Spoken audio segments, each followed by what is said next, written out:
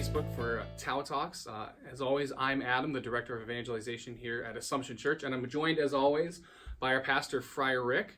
And we're so thankful that you decided to join us here as we tackle the topic of Jesus and social media, how I can be a Catholic and use social media without losing my mind or my soul. Mm-hmm. So I know that, Rick, when we planned this and we started talking about this, you had a lot of thoughts that you wanted to share with us. So I'm just going to let you go, and I'll maybe chime in here and there if you want. But as always, if you're watching this on Facebook Live Premiere, you're always able to ask questions in the chat section, like always. Just use hashtag question, and we're going to go back and answer those as you ask them. Or if you have any comments or want to make suggestions, please feel free to email us through our website. Just go to the Tau Talks page on AssumptionSYR.org, and you can leave comments and ask questions there. So, Rick, I'm going to turn things over to you. So where do you want to kind of start with this about using social media and being a Catholic? Well, first of all, just by saying I'm excited to be doing this new format, and you're in the Friar's living room here at the Friary at Assumption in Syracuse. And it's a little kind of a unique perspective, two white guys in rocking chairs. It's different, but we're trying to be kind of casual and conversational about it. And people who know me know I love social media. And in the early days of social media, Facebook and stuff, some people in my former parish would find it funny that I'm on the computer so much. Like, you're always on the computer. It's like, well, most of us of my generation realize the computer screen is your desktop, right? Mm-hmm. I mean, that's the new desktop. It's not your actual desk. And the computer is not something I have to the side of my desk, and I work on my desk and go to my computer. My computer is my desk. That's where my work happens. My desk is still cluttered with papers, right, but my main desk is the computer. And on the computer, on the internet, is where I do most of my work. I mean, most of the apps I use and the way that I plan things, schedule things, a lot of the parish stuff is done over the internet. And social media is part of that, right? Personally, as a human being, I connect with my family and my friends on social media, Facebook and Instagram and those kind of mediums, but also in terms of my professional role. And I think there's a tremendous possibility, because two things. One is a lot of people don't come to church. Both people who are Catholic and for whatever reason don't get to Mass on Sunday. They're like, if they see something, they may become attracted to it and be interested. And maybe that might lead them to participate. But it might not. I mean, there's some people who will only be nourished spiritually by what they see on Facebook or online. And I think we have a responsibility to nourish them as best we can, even if they don't eventually make it to church. And then there's the part of evangelization, the people who have no concept of church or religion, who might see things by accident and become curious and want to learn more. So I think it's a great opportunity. And also, thirdly, I just thought of that, to add our voice to the public debates. You know, I was talking to people about how the Franciscans are an official presence at the United Nations. We are an NGO, a non-government organization. We have a voice at the United Nations because our perspective adds to the fabric of opinions with regards to important world issues. In the same way, the Catholic Church, Catholics, Christians, people of faith, have something to offer to the world on social media. So it's very important to me. Great. So I know that when we were talking, you mentioned that both Pope Benedict XVI and Pope Francis have spoken extensively in both of their pontificates about the presence of social media in our lives as people.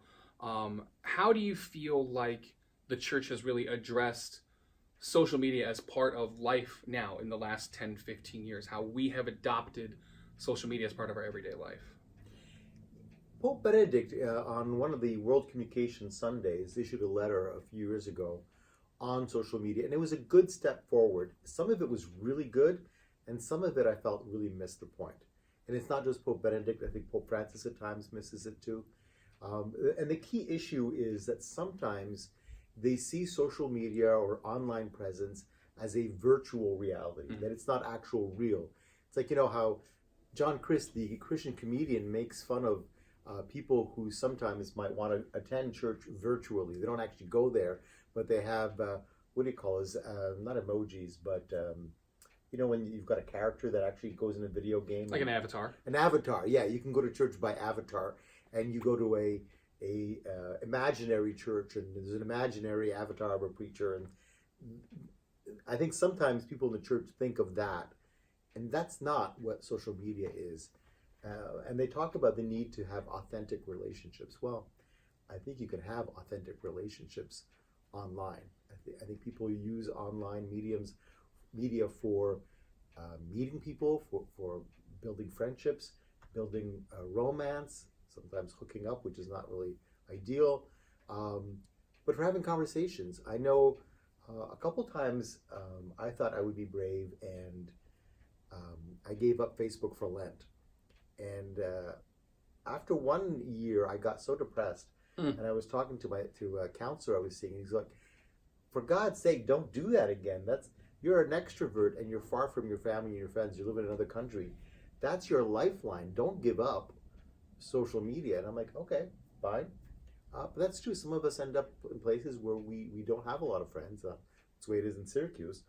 All my close friends are in Montreal or Toronto. So that's a unique way of staying connected. My dad in his 90s lived vicariously through my Facebook page. He would follow me all the time, and it gave him joy to see what I was doing. So it's got such potential, and it's not just virtual. But Pope Francis and Pope Benedict have also cautioned us about some of the pitfalls of social media and things we should aim to do. And some of that is just to be real and to be authentic. That our online person should match our real life person. And the temptation is to be something we're not. And, I follow some people who are into fitness, and they're very honest about how they pose with, their abs or this or that. And some of them will make fun of themselves and say, dudes, it took me 2 hours to find the right lighting and the right pose, and I didn't eat for 3 days to get just that perfect shot. Nobody else can do that, right? And that's so fake. Or people who Photoshop their pictures. That's one of the dangers, is that we see stuff online and we think, wow, their lives are perfect, right? Like, how do these people live? Like on Instagram, right? Mm-hmm. People, all they do is travel and eat in restaurants. Like, what the hell's wrong with me? Yeah, like, how come I don't have that life? It drives me insane sometimes that I feel like I work hard and I feel like I'm not irresponsible with money or things like, and then I see people on my feed and they're just out and about doing all these amazing things. I'm like, I wish I could do that. And I think that sometimes we're very susceptible to a spirit of comparison. Oh yeah. All the time that we look at other people and say it's that keeping up with the Joneses, or if we want to use Bible terms, we're coveting. Yeah. So much. It goes beyond like, oh wow, that's really cool that they got to go to that place, and now it's like, why didn't I get to go there? Why don't I deserve these things? I feel like that's a real big pitfall too for us as well. Yeah, but the thing is sometimes we're coveting a lie. Mm-hmm. That it's not true, and you don't know what goes into fabricating that persona.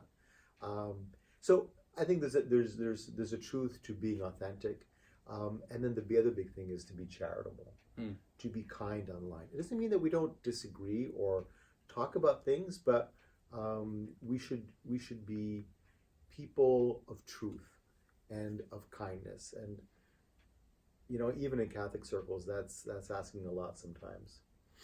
I think a lot of times too, I desperately want to jump into the conversation a lot of the time because I have a viewpoint that maybe supports what somebody's posting, or maybe sometimes I'll see I'm like, no, that's wrong, and I automatically go to this place where I want to like weigh in and correct or defend. And I have found in my own life that when I jump into that, I get sucked into this rabbit hole that I had no intention of falling down, and I have gotten into so many conversations that weren't productive or healthy, or arguments.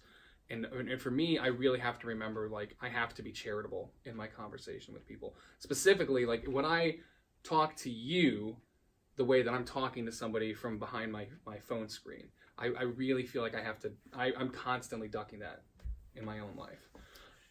Yeah, I mean, it's hard, right? Because we have friends, most of us have friends that are very diverse. Mm-hmm. And that brings up another topic that a lot of dioceses and the church in the U.S. at least have talked about is professional boundaries.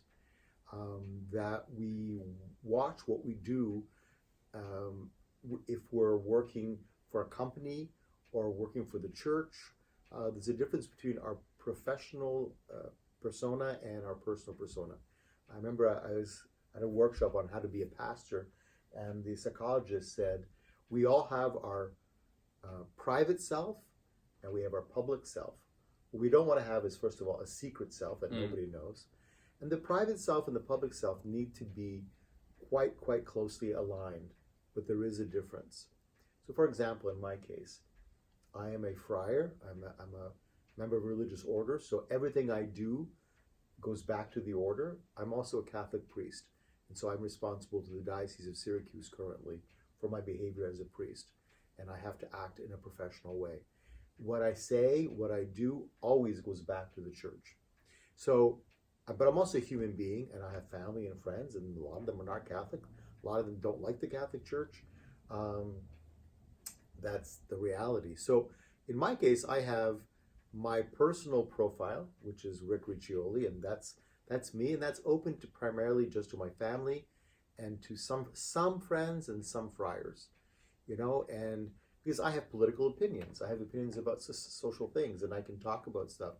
And some of the responses are not always pretty. My friends don't like pro-life. I'm not obviously pro-life. And a lot of my friends don't agree with the Catholic understanding of pro-life. And we have a lot of debates on that. And there are people that I respect and love. Some of the stuff I might say, like for example, and I'm consistent with that both personally and publicly, I don't believe in the criminalization of abortion. I believe abortion is wrong. I believe that as a society we need to end abortion, but I don't think the criminal justice system is the way to do that.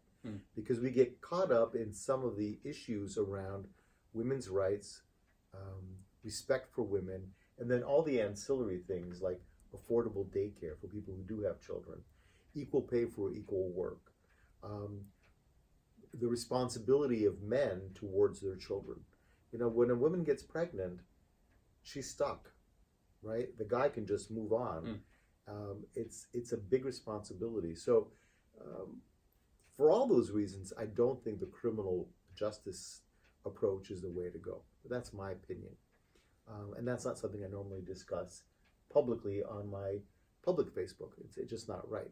But I think we need to have boundaries. The other thing is also relations. So I also have not a profile, because Facebook prefers you have one profile, but I have a Friar Rick Riccioli page. And people can follow that and see what I'm doing.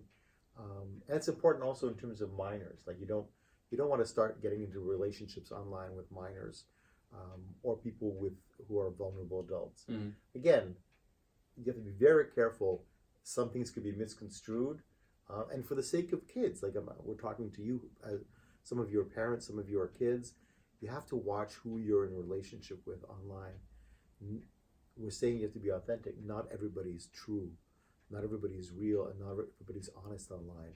So you might think you're online with a friend, and it might be somebody who's quite dangerous. Right. I really like that you said, talking about that there isn't necessarily a problem with having like a public and a private identity through social media, and that those things should be aligned. I think that's really good, and I really like that idea of not keeping things secretive, on the same way that you have a responsibility to your religious order and your identity as a friar, and also being a Catholic priest and a member of the diocese, or a representative of the diocese as clergy.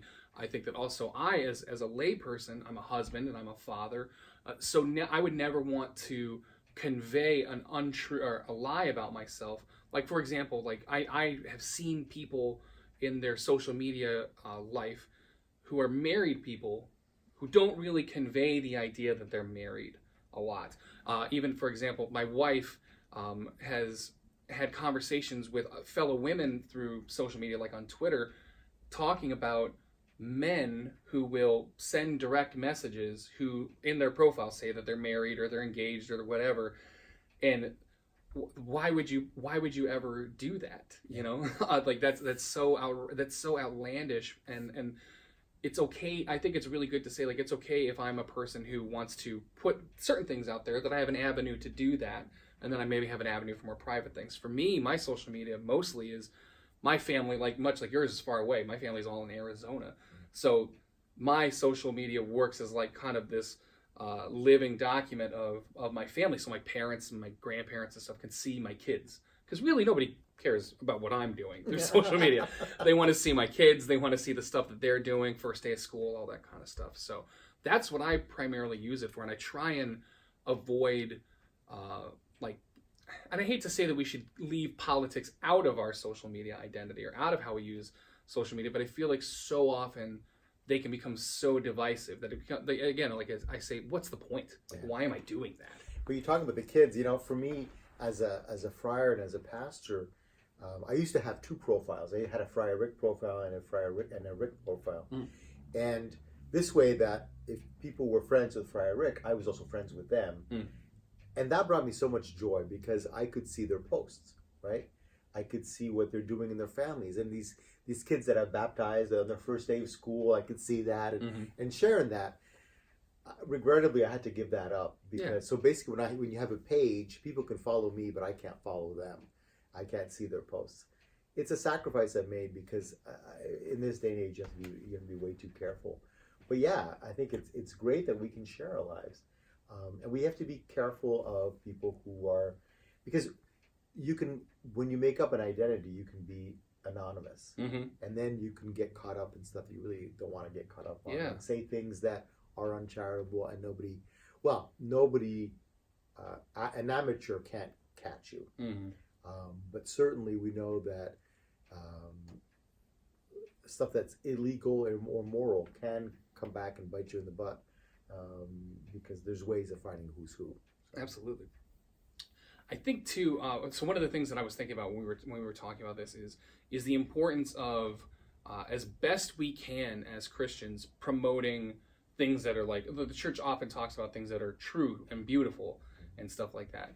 How do you feel we can best promote that kind of content through how we use social media? Because I feel like it's two big conversations. It's one, how do we use it? And then how do we make sure that we're being healthy when we use it? Because, again, our mental health, our spiritual well-being, all these things are tied together. And like you said, it kind of gets tied into how we look at the world through this channel. So what are ways, or how do you view how we can promote truth and beauty through using social media? I think one of the things that's important to do is to self-monitor ourselves and say, if I say something or write something on social media, would I say this to the person to their face, right?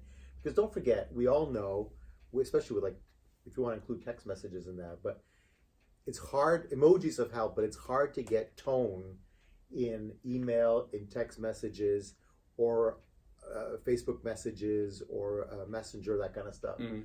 And things can be taken the wrong way. You might be teasing somebody, and they don't read it that way. Sometimes we add an emoji that says "ha ha ha," I'm just kidding. But I think it's important that we be careful to say what we would say to the person to their face. Secondly, to monitor the amount of use of social media. Now, our new the Facebook programs, for those who have iPhones. There's a way now of monitoring how much you're spending time and to actually limit yourself. I've got to admit, I was excited about that feature, but I don't do it. Yeah. The other thing is to know when to leave the phone behind. I think it's great. I go to the doctor's office, the doctor's running late. I just scroll through my Facebook. Right? I don't get angry with the doctor. I figure the doctor is late. She's got other patients. Well, I've got stuff I can do. I can watch videos of puppies and cats and whatever you want to do. But there's a point where, and I've started doing that more and more, I go out to dinner with friends. I leave the phone in my car glove compartment. Don't tell people who are in my car. I don't want to get robbed. Right. But because I want to be able, because the temptation is there at dinner. Sometimes at the dinner table at the friary, I'll be watching my phone for something, but ideally we leave the phone behind and don't bring it. I'll leave it in the kitchen instead of the dining room. The other thing is also to be careful not to be fooled by stuff. Obviously, there's The Onion and there's other what do you call that? Satirical websites that are jokes. But you know how many people get caught up in them and they get all screaming and yelling? And well, just not even that long ago, I think it was a site. It was the Babylon Bee had posted something, and there was this huge internet reaction. And the Babylon Bee is a satire site, and it had started as kind of initially like this tongue-in-cheek commentary on American Christianity, and now it just has kind of become this very, I'm going to use the word toxic place to kind of, and I can't remember specifically what the story was, but you're absolutely right. It's what are we seeing in our feed, and how are we kind of curating that and understanding like, okay, this is legitimate news, and this is probably not something that's good for me to be consuming. Yeah, and there's plenty of stuff online, and a lot of it presents himself as Catholic. I think you have to be very careful. There's a couple of them, LifeSite News, that's tackled with me before. They didn't like my blog that I used to have in Toronto, and would go after me for stuff because I was defending the Canadian version of CRS. It's called Development and Peace in Canada, and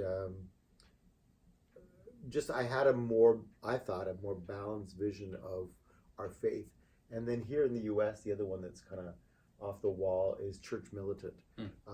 Just very, very angry stuff from a quote ex-gay guy who is just seething with anger, and it's toxic. It's toxic stuff. And there's a lot of sites that purport to be Catholic. Now, here's the other thing. I'm naming a couple of sites that I think are really to be avoided. They're toxic. They're hateful. At the same time, we also have to be open to opinions that are different than ours, right? We sing the song at Mass, all are welcome, all are welcome. All are welcome as long as they're like me, or am I open? So let's say somebody's a bit more traditional or more liberal than I am. Somebody likes to wear the veil at Mass, which for me is like, oh my God, we're going backwards.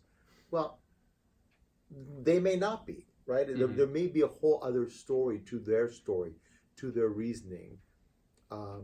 If we just look at the stuff that just feeds our perspective, we're not going to grow, and we're not going to have that honest dialogue online. So it's finding that balance, being open to other perspectives, other opinions, being respectful. I think in colleges and universities today, there's this whole thing about triggers and being warned about having to listen to somebody who has a different opinion than you. Wow, I don't think that's helpful. I mean, I think we have to be respectful of one another, but I think we need to be challenged and have our opinions. I know when there was the whole Me Too, not the Me Too movement, the Black Lives Matter thing, and I was like, well, don't all lives matter? Like, hello, all lives matter. Hashtag, And somebody took the time to explain to me, yes, all lives matter, but white people don't necessarily get stopped as much as people of color do on the road. They don't get shot as much by police officers. There's things that are outside of my experience. People who are gay and lesbian have a higher rate of being attacked in the street for being themselves.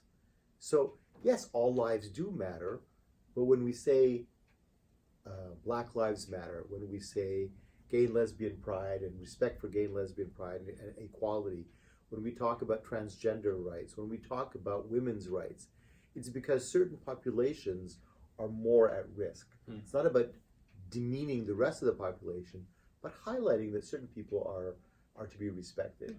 And I think, again, being open to some of those conversations online is very important. It also reminds us that we hear in Scripture, we hear throughout our faith, that every human, every person is created in the image and likeness of God and is deserving of dignity and respect. And I think that that digital frontier, what Benedict called the eighth continent, sometimes can be really devoid of that. And I think that one of the things that I have found really helpful is, somebody shared with me once, is being willing to listen as much as you're willing to shout. If I'm not willing to, it's just like you said, if I'm not willing to listen and consider other people's perspectives, how am I going to grow as a person? This constant fear that we have of, if I hear what you have to say and it differs from what I have to say, I'm going to get brainwashed into thinking something or believing something that I don't necessarily think or believe, and that couldn't be further from the truth. I have had some of the most impactful conversations with people who would lean on a political spectrum in a different direction than I would lean, or who believe in a creed or a version, a sect of Christianity that I am not a part of, but has helped me grow as a person and as a Christian just by being willing to listen. And for me, a lot of times too, when I feel that the argument's going to ramp up, or I feel like I'm showing my teeth a little bit too much, because I know in my own experience, when I get online and I start commenting or engaging in a thread of conversation, I will not be a keyboard bully, but I'll flex a little bit. Like, I'll try and come at you. I found that if I really want to have this conversation, I have two options. If this is really important, I need to have an actual conversation with you one-on-one. So I'll send a direct message. Or maybe if there's somebody I know in real life, I'll take time to text or be like, hey, can we talk on the phone? Let's grab a coffee and have a real face-to-face conversation. Because to me, these platforms should be fostering real connections at some point. Or if that's not the case, I need to shut myself down. I need to be really aware of it and be like, hey, I need to walk away from this. Well, that goes to another point that I was going to talk about, which is don't feed the trolls, right? Sometimes on your parish website or your Facebook, you've got people who show up who are just there to instigate trouble, and the standard practice is don't feed that. In other words, don't respond. Just let them be, because the more you respond, they're not looking for a conversation. They're just trying to make trouble, and I think it's got to be you got to just walk away. But yeah, I think of Canada right now, my home country. More and more, there is less tolerance for debate. You know, I do like Prime Minister Trudeau. I like his father better, but on some of the issues that are important to me, he's shutting down the debate. And even in university level sectors, you're not allowed to, in academic environments, to talk openly about certain things. And I don't think that's the way forward. In the U.S., I follow the Democrats for Life, and they are maligned and ostracized within the Democratic Party, and I'm like, that's really too bad. Like, you can have a difference of opinion and still respect one another. So I agree. I think being able to not take things, not what do you call that when you torch somebody's website. To go out and invite them, to direct message them, to talk to them in person. It's about people, right? I mean, at the end of the day, we're talking to another person, and we have to be kind to them, no matter what. Our opinions and our philosophies and our theories are useless if we don't have a love of our neighbor, love of ourselves too, but also love of our neighbor. That's what comes up first, I think. And that's really great that you pointed that out, because I mean, so often I forget that even the people on my Twitter feed or my Facebook timeline, or my Twitter timeline, my Facebook feed, they are my neighbor. They are my digital neighbor, but they're still my neighbor, and they deserve love and charity just as much as anybody else. So as we kind of wind this down, I wanted to kind of talk about. I just wanted to personally share some thoughts that I had about how we can best use social media. Like, maybe what are best practices, because I feel like sometimes when we have these conversations, they become these conversations about, like, this is a bad thing. We need to get away from, like, we just need to get out in the woods more. And it's like, no, you're right. There is a time and a place for healthy consumption. When you're in a line, you're waiting, or you're at the doctor's office or whatever. But there's also times, like you said, like you're at dinner with friends or family. You don't want to be constantly looking at your phone.